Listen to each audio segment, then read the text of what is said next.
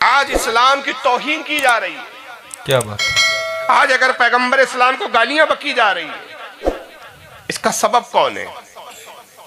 اس کا سبب ہم خود ہے کہ جب ہمارے اپنے ہی معاشرے میں رہنے والے وہ لوگ کہ جن کی داڑیاں بھی تھی، جو جبے بھی پہنتے تھے، جو امامے بھی سجاتے تھے، جو مسجدوں میں نماز بھی پڑھتے نظر آتے تھے، جب وہ کل تک رسول کی توہین کر رہے تھے تو ہم وہاں پر ہمارا احساس ختم ہو گیا تھا.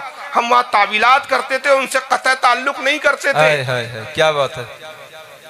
نہ ہم انہیں سمجھانے کی کوشش کرتے تھے، اور اگر سمجھنے سے دور ہو، سمجھنے سے قاصر ہو تو ہم ان کا بائیکاٹ نہیں کرتے.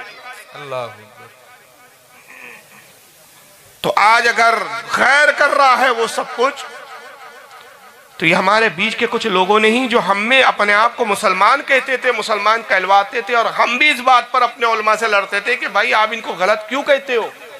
یہ بھی تو مسلمان ہیں، نماز تو یہ بھی پڑھتے ہیں، روزہ تو یہ بھی رکھتے ہیں، مساجدیں تو ان کی بھی ہے، داڑیاں تو انہوں نے بھی اپنے چہرے پہ سجا رکھی ہے، لباس بھی اسلامی یہ پہنتے ہیں، سروں پہ امامے اور ٹوپیاں یہ بھی سجاتے ہیں، ہمارے اپنے ہی ہیں، نام بھی مسلمانوں جیسے ہیں، ہم میں ہی نکاح کرتے ہیں، ہم میں ہی لڑکیاں دیتے ہیں، ہم سے ہی لڑکیاں لیتے ہیں. کیا بات ہے؟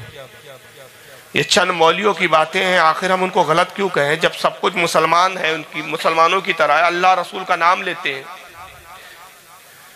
جب وہاں احساس کمزور ہوا ہمارا، جب ہم نے ان کو مجرم نہیں سمجھا، غیروں کو وہیں سے ہمت ملی اور انہوں نے انہی کے فارمولے کو اپنا کے آج ہمارے خلاف سازشیں کرنا شروع کی، ہمارے مذہب کے خلاف بولنا شروع کیا.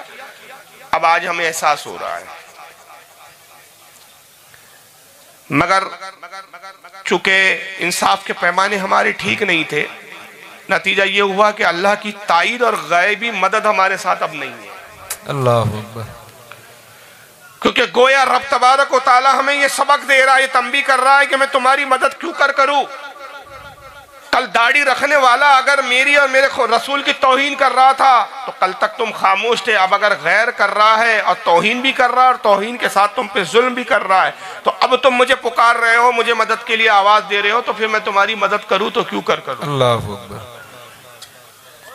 آج مزارات توڑی جا رہی ہے، مگر یہ سلسلہ شروع کس نے کیا تھا؟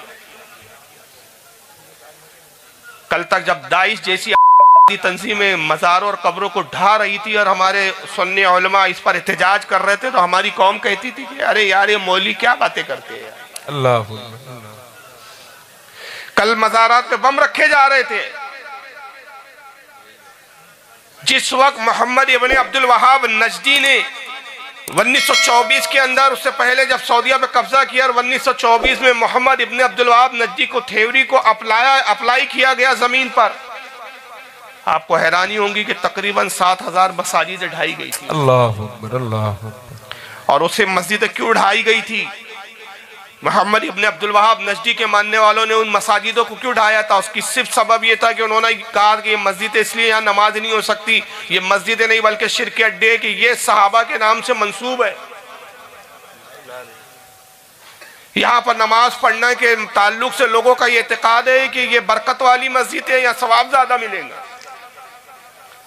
لہذا ایسی تمام چیزوں کو ہم زمین پر قائم نہیں رہنے دیں گے. 7,000 کے قریب مسجدوں کو ڈھایا گیا تھا. اور مزارات کی تو کوئی لیمٹ ہی نہیں ہے کہ کتنے قبرستان اور کتنے مزارات اجاڑ دیے گئے. صرف اس سے اندازہ لگا لیجئے کہ جنت البقیع شریف جو ڈھایا گیا اس کے متعلق ہمارے علماء کہتے ہیں کہ 60,000 صحابہ کرام جنت البقیع میں مدفون ہیں. اللہ اکبر. مگر ان قبروں پر، جنت البقیع کے ان مزاروں پر سب سے پہلے بلڈوزر کس نے چلایا تھا؟ یہ بلڈوزر تھیوری آئی کہاں سے آتے ہیں؟ اللہ اللہ اللہ اللہ. کیا بات ہے، کیا بات ہے. یہ نجدیوں نے چلایا تھا سب سے پہلے. اللہ اکبر. اللہ اکبر. اور اس وقت ہماری کیفیت کیا تھی؟ ہم اپنے منہ میں دہی جما کے بیٹھے ہوئے تھے. ہم تو ان سے رشتہ داریاں کر رہے تھے، تعلقات قائم کر رہے تھے، ہم تو ان کو مسلمان کہہ رہے تھے.